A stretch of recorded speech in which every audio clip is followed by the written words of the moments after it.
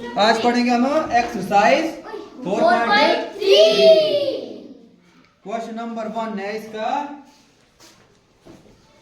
Name the angles in the given figure. Figure है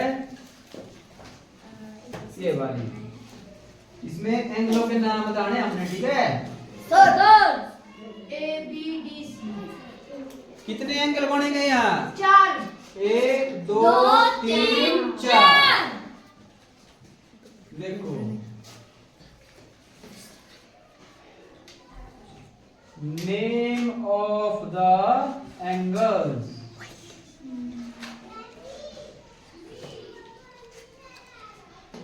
पहला angle A, angle B, angle C, angle D.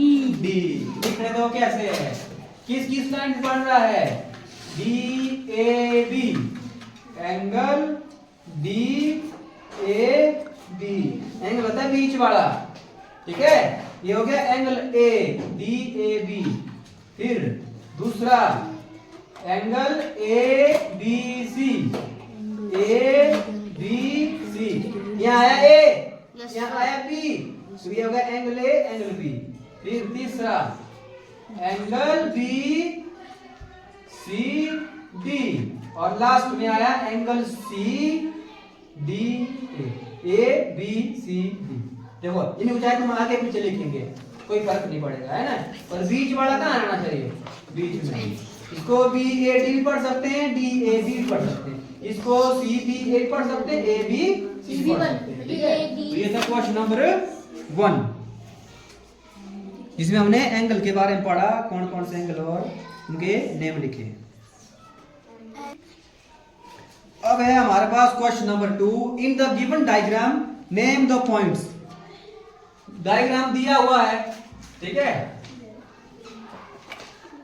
और इसमें बोला है कि हमने जो है नेम बताने हैं। ए है in the interior of angle D O E. Angle D O E देखो पहले कहां है, पहला बिंदु है डी, डी बिंदु बीच में है, ओ बिंदु, फिर है ई बिंदु, ई पॉइंट यहाँ। इसके इंटीरियर में कौन सा पॉइंट है? इंटीरियर में कौन सा पॉइंट है कोई पॉइंट यहाँ? Yes sir. कौन है? फटाफट फटाफट। ई है, ई कहाँ है? बी तो लाइन के ऊपर है, इन दोनों के बीच में ए नहीं है यहाँ, है ये? Yes sir. तो ए है यहाँ पर, ए बिंदु है, इन दोनों के बीच में कौन सा बिंदु है? ए बिंदु है, ठीक है। फिर उसके बाद है in the exterior of E O F. In the exterior of, in the exterior of angle E O F, angle E O F. इसके लिए कौन सी लाइन देखनी है भाई? ई से लेकर एफ तक, ओ होते हुए ई से गए हम ओ को, ओ से गए हम एफ को। एक्सटीरियर रहता बाहर, इंटीरियर रहता अंदर। एक्सटीरियर में कौन सा बिंदु है? कौन सा बिंदु है यहाँ? ए है यहाँ, तो इसका आया सी, पॉइंट सी, ठीक है। इसका part C on E O F, on E O F. इस पे कौन सा है? ई ओ एफ पे कौन सा है? ई ओ एफ पे है कोई? ऑन का मतलब होता है इसके ऊपर, होता ना ऑन।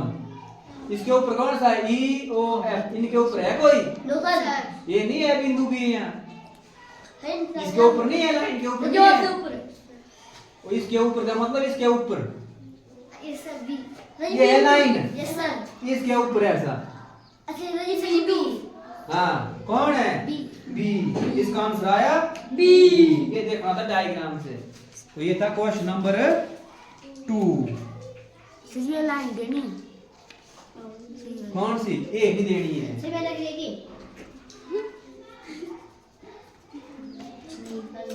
कुछ नहीं है ना। अगर ये देनी है तो इसमें पड़ेगा फिर ऐसे, देखो इसका जो डायग्राम बनेगा वो बनेगा फिर ऐसे। तो ये हो गया ई, ये हो गया बी, ये हो गया ओ, ये हो गया एफ। इस तरह आया ये, है ना? हाँ, ऐसे डायग्राम बनते हैं इसमें। जरूरी नहीं है कि डायग्राम बनाने हैं, ठीक है? डायग्राम हमारे पास दिया हुआ है, हमने इसे बनाना है।